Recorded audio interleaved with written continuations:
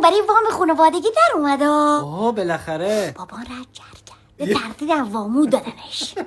یک ها شانسی. حالا با پولش میخواین چیکار کنی؟ میخواد خونمو قیرگونی کنی؟ اقا خوشم میاد با قیرگونی. دوست دارن قیر مثل آدم بجوان. چی میخوره دایی جان؟ با این سری آخریو که یه بارون کلفتی اومد همه سقف ما ننداد، همه زیر خونه نشسته بودی، قامبله گذاشته بودی او میشه که توش یه تیکه ایشن کاکا خوابیده بود، ابالا سقفو رنبید، همینطور آجر و شل و گل رخ کناره. حیف شو، خودش میخواست بمیره نمارد. یک کمی ای ورزر رخته برو سرش مرده. بی تربیت، بی ادب. حالا پوله چی شد؟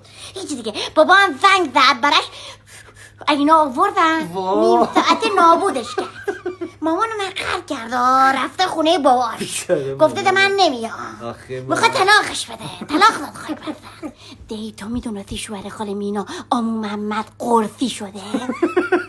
اینا کجا در آوردی؟ اونجایی که مامان بابان دعواشون شد، مامانو به بابان گفت نگه محمد بکن، چطور تریاکش ترک کرد، صورتش اقا شده، لپاش گل انداخته او دویده زیر پوستش. بابا من گفت چی میگی زنی که خرف محمد ترک کنه؟ محمد تریاکو گذاشته کنار، بتادین میخوره. بتادین نه متادون.